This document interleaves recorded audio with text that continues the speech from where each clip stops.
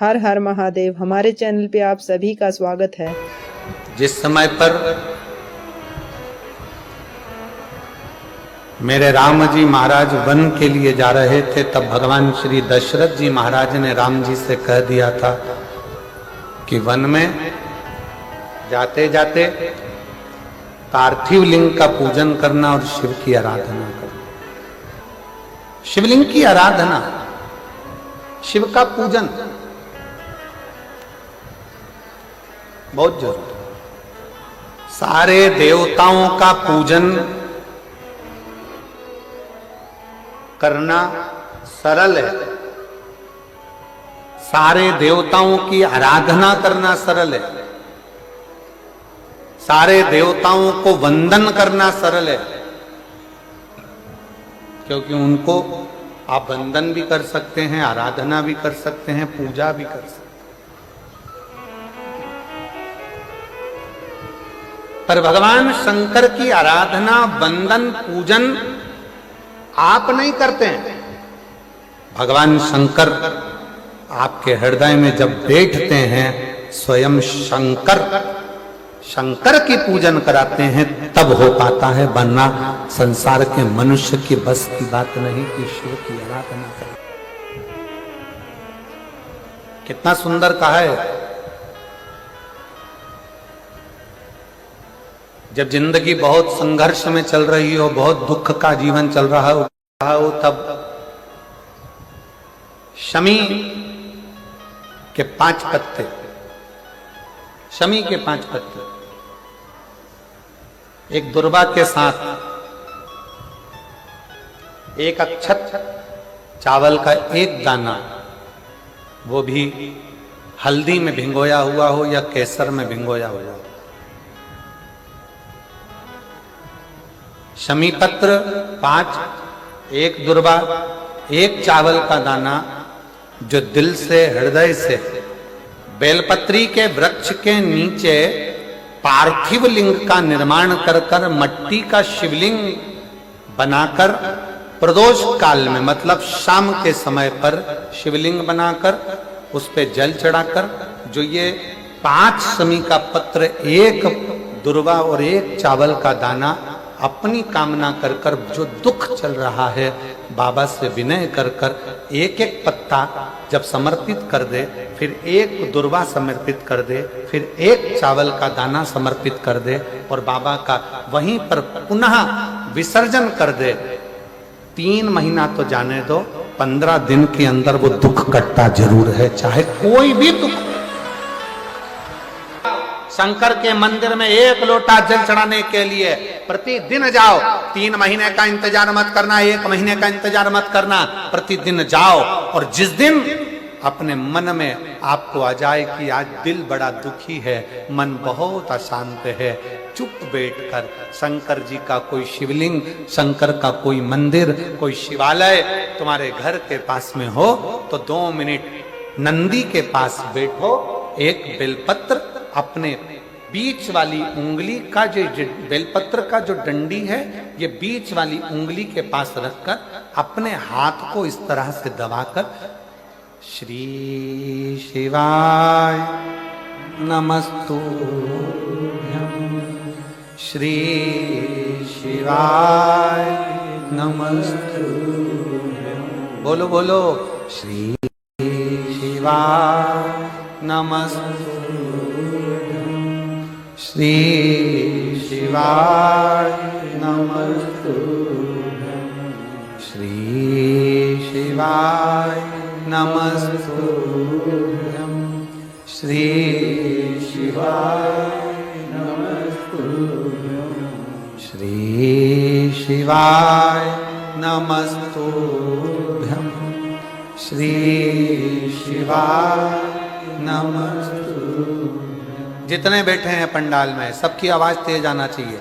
श्री शिवाय नमस्तुभ्यं, श्री शिवाय नमस्तुभ्यं, श्री शिवाय नमस्तुभ्यं, श्री शिवाय नमस्तुभ्यं, बेलपत्र की डंडी का भाग इस बीच की उंगली के पास में हो और बाबा को अपने हृदय की बात नंदी के पास बैठकर शिवालय में एकांत चित्त शंकर के आनंदमय भाव को जपो और जप कर कामना कर कर फिर उसी बेलपत्र को इस उंगली को छोड़कर ये मध्य उंगलियों का स्मरण कर कर शंकर के शिवलिंग पर समर्पित कर दो। बाबा, जो मन में अशांति है, दुख है, तकलीफ है, कष्ट है, मेरा महाकाल राजा उस दुख को हर लेगा और आपके हृदय में भक्ति का संचार कर देगा। भक्ति का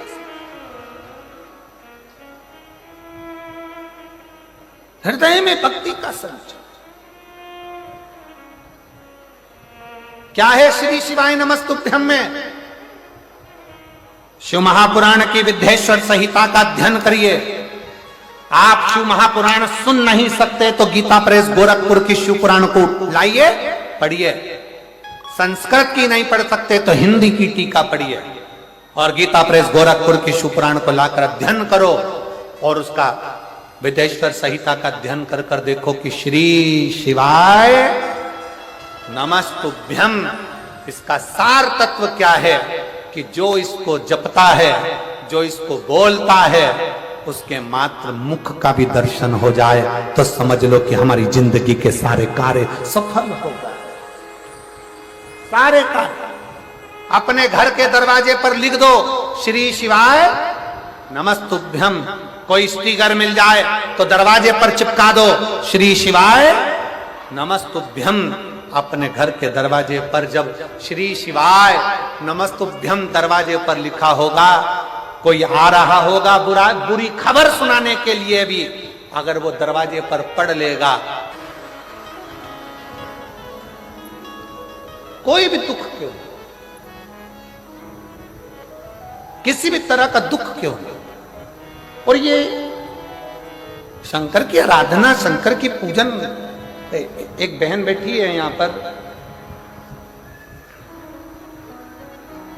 रेखा ताम्रकार, पति राजकुमार ताम्रकार, निवास स्थान तपकरा, जिला जशपुर, छत्तीसगढ़ की रहवासी है। कहीं बैठी हो तो हाथ हिला सकती है। रेखा ताम्रकार, पति राजकुमार ताम्रकार, निवास स्थान तपकरा, जिला जशपुर, छत्तीसगढ़। मेरा मोबाइल नंबर ही है। गुरुजी, हम जिन क्षेत्रों में रहते हैं उन क्षेत्र में भगवान के पूजन करने जाते हैं तो भी ऐसा लगता है कि जाएं कि ना जाएं, लोग हंसेंगे, कुछ कहेंगे। आपकी कथा टीवी पर आती है तो भी लोग कहते हैं कि क्यों इनके चक्कर में पड़े हो। गुरुदेव,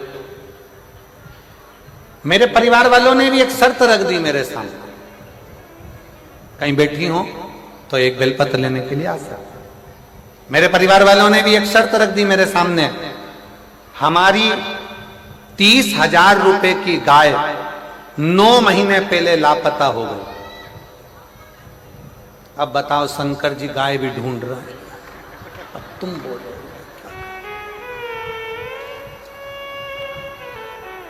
अब और क्या क्या करवाओगे ये बता दो तुम तो।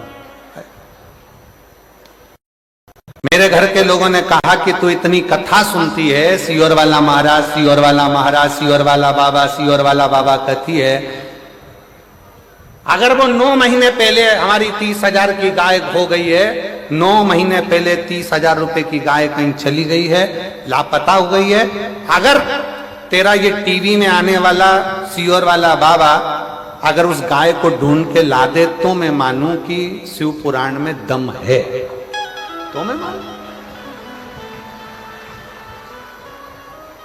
अच्छा गुरुजी, परिवार वाले बोले तो बोले, पर हमारे आसपास के क्षेत्र में जो लोग रहते हैं ना, वो भी ऐसी ताना कसे कि तुम्हारे शंकर जी में अगर बोले तो वो 30,000 की जो गाय 9 महीने पहले गई वो ढूंढ के बताए।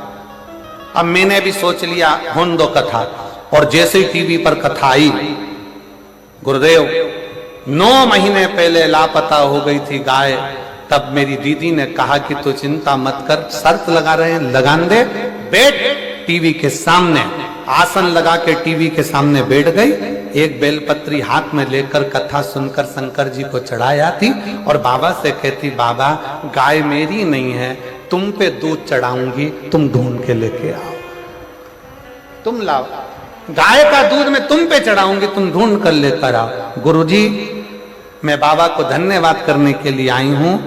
जल चढ़ाने का, कथा सुनने का क्या फल होता है, कोई मुझसे पूछे। जो मेरी गाय 9 महीने पहले चली गई थी, वो 6 जून 2024 को वापिस मिल गई, बाबा की कृपा से। मेरी बेटी नर्सिंग ऑफिसर के पद पर नियुक्त हो गई, उसको सरकारी नौकरी मिल गई। मैं बाबा को यहाँ प्रणाम करने के लिए, जिद करने के लिए 2 जगह, कहां कहां करना है, जम के बोलो जरा। एक अपने आप से, कोई तुमसे कह दे कि तू कलेक्टर नहीं बन सकता, कोई तुमसे कह दे कि तू आईएएस ऑफिसर नहीं बन सकता, कोई तुमसे कह दे कि तू ये नहीं बन सकता, अगर हमारे भीतर लगन है, हमारी कार्यशैली प्रबल है और हमने अगर 4 चौगनी मेहनत करी है, अच्छी पढ़ाई करी है, खूब विद्या अध्ययन करा है, रात दिन एक करा है, तो जो कलेक्टर हैं या कलेक्टर भी आपके बीच के हैं, आप मेहनत करोगे तो एक दिन आईएएस ऑफिसर बनकर विराजमान जरूर हो सकते। अपनी लगन, अपनी मेहनत, अपनी कार्यशीलता, अपना परिश्रम, अपनी पढ़ाई, उस पर अपने को जिद करना पड़ेगी कि मैं ये कर कर मानूंगी, मुझे डॉक्टर बनना है, डॉक्टर बनकर मानूंगी।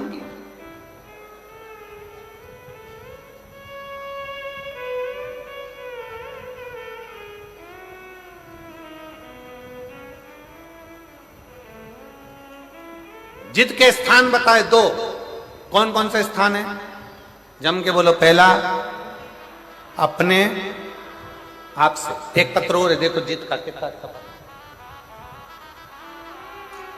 मैं पत्थल गांव की रहने वाली हूं, रेखा अग्रवाल, पति श्री पवन कुमार अग्रवाल, जिला जशपुर, छत्तीसगढ़ के निवासी हैं। कहीं बैठी हो, आप ही हैं, आ जाइए, एक बेलपत्र लेकर जाओ। मैं पत्थल गांव की निवासी हूं, रेखा अग्रवाल, पति पवन कुमार अग्रवाल, जशपुर, छत्तीसगढ़ की निवासी हूं। गुरुदेव, आपने हरतालिका तीज पर फुलेरे का दर्शन करने का बोला था, मैंने 5 जगह पर फुलेरे का दर्शन करा। गुरुजी, किराए के मकान में रहते थे 7 साल से, इतना वैभव नहीं था, धन नहीं था, कुछ समस्याओं के कारण हमारा पूरा धन चले गया था, परिवार दुखी हो गया था। किससे का?